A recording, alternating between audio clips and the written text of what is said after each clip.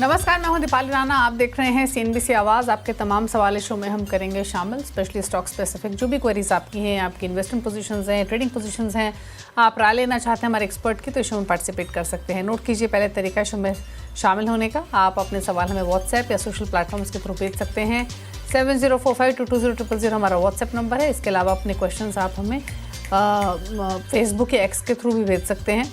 आप ये show live भी देख सकते हैं सोशल प्लेटफॉर्म्स पर। #आस्क-आवाज़ लिख करके अपने सवाल आप हमें लिख दीजिए। हमारे साथ है इक्विनॉक्स रिसर्च एंड एडवाइजर्स के पंकज रांदड़, आपके सभी क्वेरीज को आंसर करने के लिए। पहले लेकर आते हैं प्रीवियस सेशन का एक क्विक रिकैप और उसके बाद ट्रेडिंग स्ट्रैटेजीज पर रहेगी नज़र। बाजार में गिरावट का दौर जारी रहा। निफ्टी फाइनली दबाव के साथ ही प्रीवियस सेशन में क्लोज हुआ। चौथे दिन थे लगातार जहां पर प्रेशर देखने को मिला।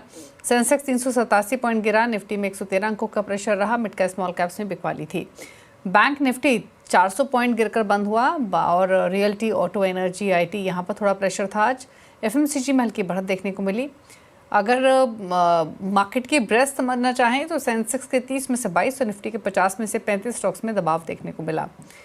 एफआईज ने बिकवाली ही की है आज के बाजार में भी। 2425 करोड़ की। डीआईएस ने खरीदारी की है 1211 करोड़ की।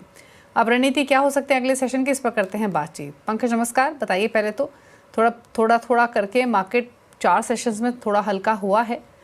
मिड कैप्स में भी प्रॉफिट टेकिंग देखने को मिली है। क्या व्यू है इंडेक्स लेवल पर अगर हम अगले सेशन की बात करें?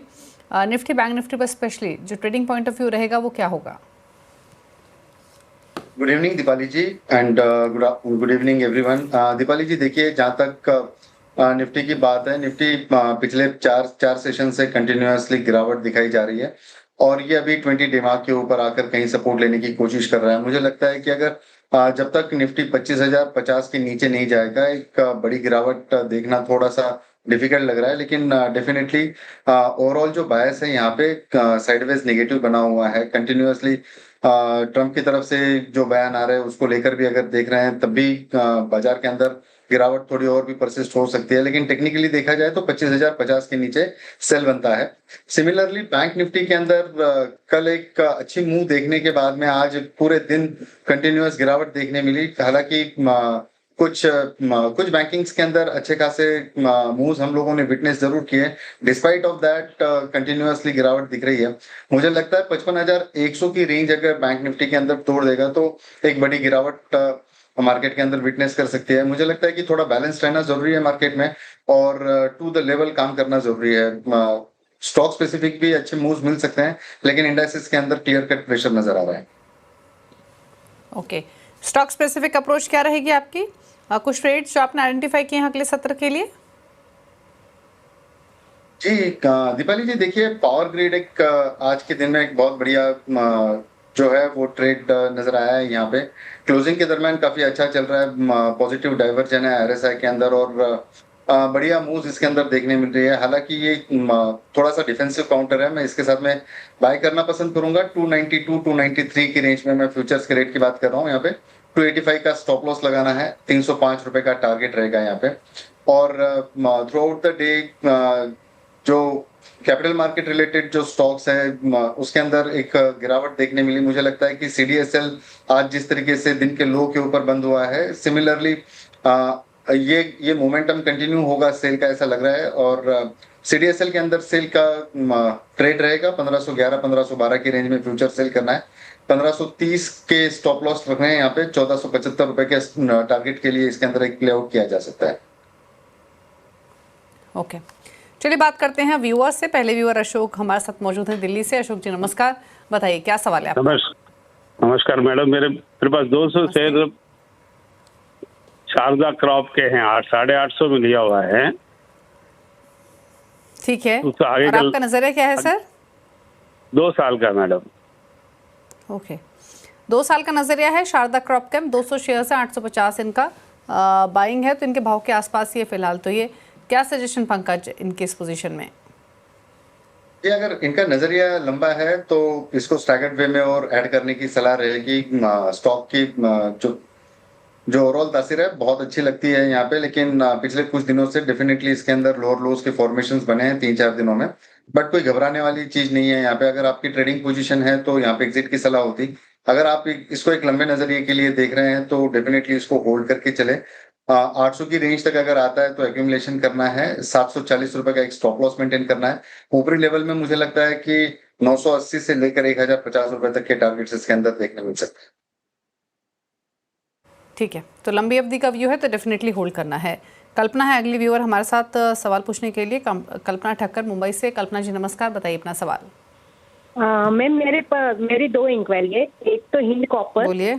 337 मेरा बाइंग प्राइस है और 90 शेयर है। और दूसरा BHEL भेल है, वो 75 शेयर है, 385 मेरा बाइंग प्राइस है। ओके, और दोनों में आपका होराइजन क्या है मैम? मैम ऑलरेडी 1 साल हो गया और मैं रुक सकती हूँ 1 साल। ओके, हिंद कॉपर 337, भेल 385, क्या सजेशन पंकज? जी, हिंद कॉपर में तो मूव्स अभी काफी शानदार लग रहे हैं। जिस हिसाब से इंटरनेशनल मार्केट में भी कॉपर्स के भाव जिस तेजी से चल रहे हैं, लगता तो यही है कि हिंद कॉपर के अंदर बढ़िया मूव्स यहाँ से और भी ज्यादा एंटिसिपेट हो सकते हैं। एक डब्ल्यू पैटर्न का ब्रेकआउट जो है वीकली टाइम फ्रेम के ऊपर जरूर मिला है यहाँ पे। मुझे लगता है कि एक 290 का यहाँ से एक स्टॉप लॉस मेंटेन करके इसमें और ऐड करके चल सकते हैं। 360 रुपए तक के टारगेट्स इसके अंदर शॉर्ट टर्म में देखने मिल सकते हैं। और अगर आपका नजरिया लंबा है और तो इसके अंदर आप 400 रुपए तक के टारगेट के लिए होल्ड करके चल सकते हैं। ओके, और भेल पर क्या राय रहेगी? जी देखिए, भेल की इनकी खरीद काफी ऊंची है और ये 268 270 का एक बड़ा रेजिस्टेंस क्रॉस नहीं कर पा रहा है। पिछले 3-4 अटेम्प्ट्स यहाँ पे फेल हुए हैं। जब तक ये 270 के ऊपर होकर ट्रेड करना शुरू नहीं करेगा, एक बड़ी रैली इसके अंदर दिखना थोड़ा सा मुश्किल लग रहा है।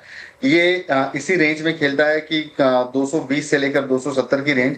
आइदर साइड अगर मूवमेंट कहीं होगी तो फिर ब्रेकआउट या ब्रेकडाउन कंसिडर करके चल सकते हैं। 270 के ऊपर ही तेजी लग रही है इसमें। ओके, जीडी गोयल है चंडीगढ़ से हमारे साथ अब सवाल पूछने के लिए। गोयल जी नमस्कार, बताइए अपना सवाल। नमस्कार मैडम, मेरे पास टाटा टेक्नोलॉजी के शेयर हैं 21,115 रुपए दिए हुए हैं मैंने। ठीक है, 1115 रुपए। इसके बारे में क्या करें इसका? आपका नजरिया क्या है सर इस शेयर में? वैसे रख सकता हूँ 4-6 महीने और रख लूंगा 6 महीने तक। ओके, इसके अलावा जियो फाइनेंशियल का भी स्टॉक है आपके पास? हाँ जी 100 शेयर हैं 356 रुपए के।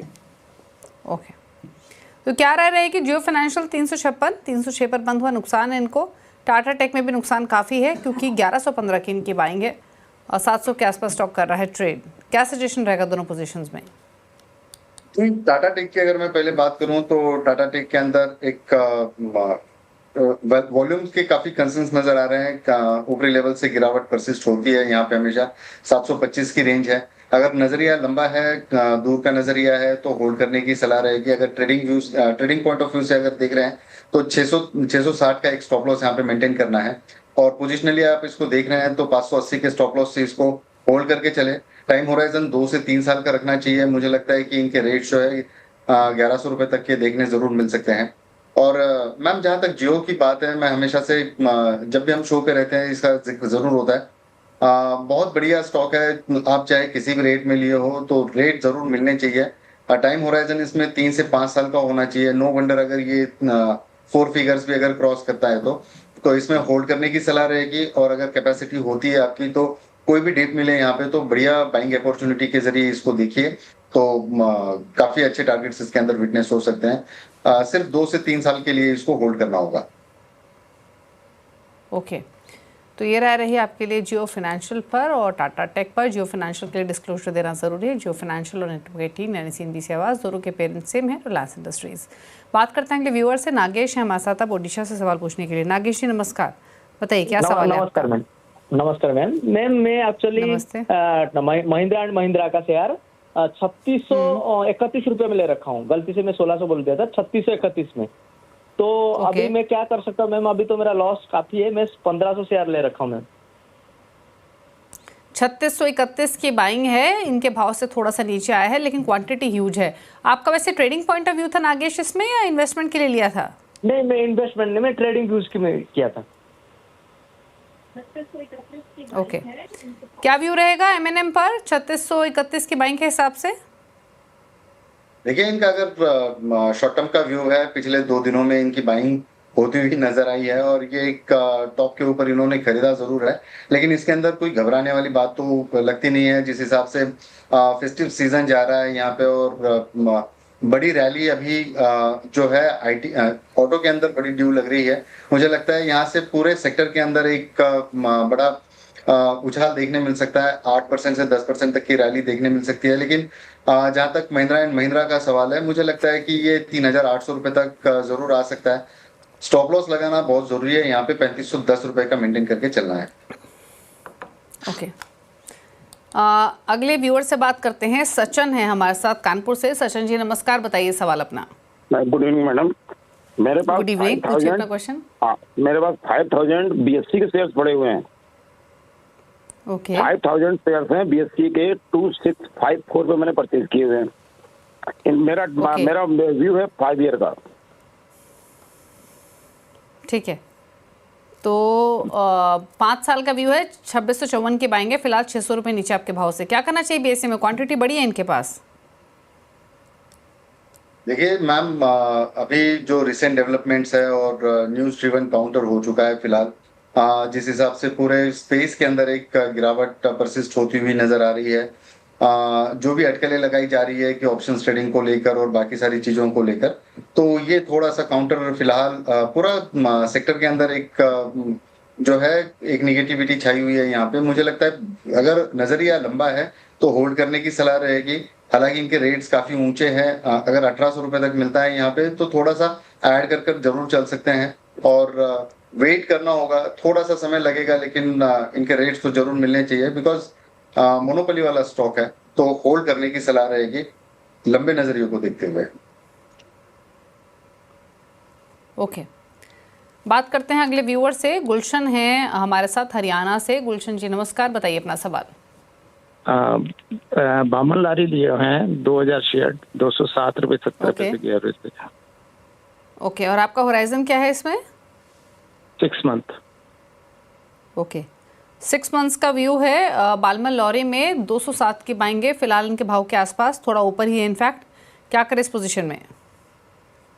देखिए मैम, 207 के आसपास का ही 205 के आसपास का एक बेस यहाँ पे बनता हुआ नजर आया है। अगर क्लोजिंग देखते हैं तो 200 डेमा के नीचे है। थोड़ा सा पॉजिटिव ये काउंटर आज बंद हुआ है, लेकिन स्टिल इट्स ट्रेडिंग बिलो 200 डेमा। मुझे लगता है कि 190 का यहाँ पे स्टॉप लॉस मेंटेन करके चले। ये काउंटर काफी एग्रेसिव चलता है, जब भी चलता है तो होल्ड करने की सलाह रहेगी 190 रुपए के स्टॉप लॉस के साथ में। टारगेट्स थोड़े से छोटे निकल के आ रहे हैं यहाँ पे, लेकिन मुझे लगता है कि कन्विंसिंग है। 250 265 के 2 टारगेट्स के लिए आप इसको होल्ड करके चल सकते हैं। ओके बात करते हैं अगले व्यूअर से। अजय है हमारे साथ पुणे से। अजय नमस्कार, पूछिए अपना सवाल। सर मेरे पास सुज़रोन के शेयर है, 7,500 शेयर है, 59 की मेरी खरीदी है। ओके तो शॉर्ट टर्म में अभी मुझे मतलब ये रखना चाहिए या मैं निकाल दूं? मैं 6 महीने तक होल्ड कर सकता हूँ अभी। और ओके 6 महीने रुक सकते हैं। 60 की बाएंगे सुज़लोन में, भाव के आसपास ही है, 4000 शेयर्स। क्या करें? ये देखिए यहाँ पे एक बेस वायलेशन की जो जगह है यहाँ पे 55 रुपीज 50 पैसे के आसपास है। मुझे लगता है कि उससे थोड़ा नीचे इसका एक स्टॉप लॉस जरूर मेंटेन करना चाहिए। 54 रुपीज के आसपास का होल्ड करने की सलाह रहेगी। कोई बड़ा एग्रेशन के साथ में इसमें जाना नहीं होगा, लेकिन 54 का स्टॉप लॉस यहाँ पे मेंटेन करें। 64 रुपीज 68 रुपीज तक के टारगेट्स यहाँ पे विटनेस हो सकते हैं। फिलहाल ये काउंटर 200 डेमा के नीचे चल रहा है और इसका जो ब्रेकडाउन है ये बिल्कुल 54 के नीचे ही है, तो वहां का एक स्टॉप लॉस मेंटेन करना जरूरी है।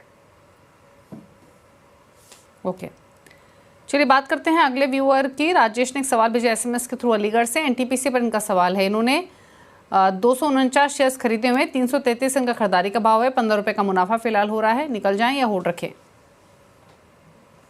जी देखिए 3 से 4 दिन पहले एक अच्छा खासा ब्रेकआउट यहाँ पे कंफर्म हुआ है 200 डेमा के ऊपर। बहुत सिग्निफिकेंटली ये काउंटर फिलहाल ट्रेड कर रहा है और जिस हिसाब से आज की रैली और वॉल्यूम्स को देखते हैं, मुझे लगता है कि इसके अंदर अभी भी बरकरार पोजीशन रखनी चाहिए। होल्ड करने की सलाह रहेगी और ऊपरी लेवल में मुझे लगता है कि 370 रुपए तक के टारगेट जो है ट्रेडिंग पॉइंट ऑफ व्यू से मेंटेन करके चलना चाहिए। अभी इनके काउंटर में यहाँ पे इनको अगर प्रॉफिट दिख रहा है तो मुझे लगता है कि स्टॉप लॉस इनको ट्रेल करना जरूरी है। ये कॉस्ट टू कॉस्ट अगर स्टॉप लॉस ट्रेल करते हैं तो at any point in time ये नुकसान में तो नहीं रहेंगे, मोमेंटम को राइड करना जरूरी है। ओके, तो चलिए ये रही आपके लिए एनटीपीसी पर। एक और सवाल लेंगे, दीपक ने एक एसएमएस के थ्रू में भेजा है कोलकाता से। बॉम्बे डाइंग पर 337 शेयर्स खरीदे हुए इन्होंने बॉम्बे डाइंग के, खरीदारी का भाव 185 का, 9 रुपये नीचे इनके भाव से क्या सलाह? जी मैम, बॉम्बे डाइंग के अंदर जिस हिसाब से एक चार्ट स्ट्रक्चर बना हुआ है, ये बिल्कुल 2.5 से 3% आज ही के अंदर इसके गिरावट देखने मिली और ये एक लोअर लोज के फॉर्मेशन यहाँ पे बनाते हुए नजर आया। मुझे लगता है कि इसके अंदर भी एक छोटा स्टॉप लॉस जरूर मेंटेन करना चाहिए, जिसके हिट होने के चांसेस थोड़े से ज्यादा लग रहे हैं, लेकिन 170 के नीचे ये काउंटर खराब दिख रहा है, तो 170 का स्टॉप लॉस लगा अगर आप इसको होल्ड करके चले। अगर कहीं पे भी ऊपर में भाव मिलता है 180-85 की रेंज में, तो एक बार एग्जिट करने की सलाह रहेगी। ओके, सवाल लेते हैं अगला। और एक लकी ने सवाल भेजा लुधियाना से, इंडियन ऑयल कॉर्पोरेशन यानी आईओसी 3450 शेयर्स इन्होंने खरीदे हुए, 166-167 का इनका भाव है, खरीदारी का क्या सलाह? होल्ड करने की सलाह रहेगी। फिलहाल कंसोलिडेशन की फेज में ये काउंटर चल रहा है। आज थोड़ी गिरावट देखने मिली है, हालांकि पिछले 2-3 सत्रों में जिस हिसाब से मार्केट गिरा वो हिसाब से ये स्टॉक गिरता हुआ दिखा नहीं है। होल्ड करने की सलाह रहेगी। 135 रुपए के स्टॉप लॉस के साथ में इसको होल्ड करना है। टारगेट जो है 165-170 रुपए तक देखने मिल सकते हैं। एटलीस्ट इनकी खरीदारी के बाद इनको बहुत जल्द देखने मिल सकते हैं। ओके, चलिए तो ये रही सलाह आपके लिए आईओसी पर, और पोजीशंस आप बना सकते हैं। 166 की बाइंग है, लेकिन 135 के स्टॉप लॉस के साथ आप होल्ड करें, ये सलाह आपको दी गई है आईओसी पर। लेकिन चलिए आगे बढ़ेंगे और कुछ व्यूअर से बातचीत करेंगे। कुछ हमारे पास सोशल मीडिया से भी क्वेरीज हैं, उनको भी करेंगे शामिल, लेकिन एक ब्रेक के बाद।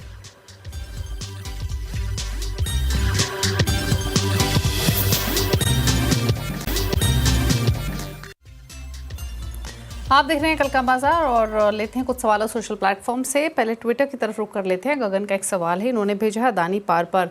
पंकज जी जानना चाहते हैं कि अदानी पार में नई इन्वेस्टमेंट्स इन लेवल्स पर कैसी रहेगी, क्या व्यू है इन्वेस्टमेंट पॉइंट ऑफ व्यू से, बताइए। जी, अदानी पावर के अंदर थोड़ा सा होल्ड करने की सलाह रहेगी यहाँ पे नई पोजीशंस को। अगर ये पोजीशंस आप पहले से कैरी कर रहे हैं तो इसको संभालना होगा, लेकिन अगर आप नए पोजीशंस की सोच रहे हैं तो मुझे लगता है कि 132-135 की रेंज है, ये एक प्रोमिनेंट रेंज रहेगी यहाँ पे, वहां पे खरीदारी करना होगा।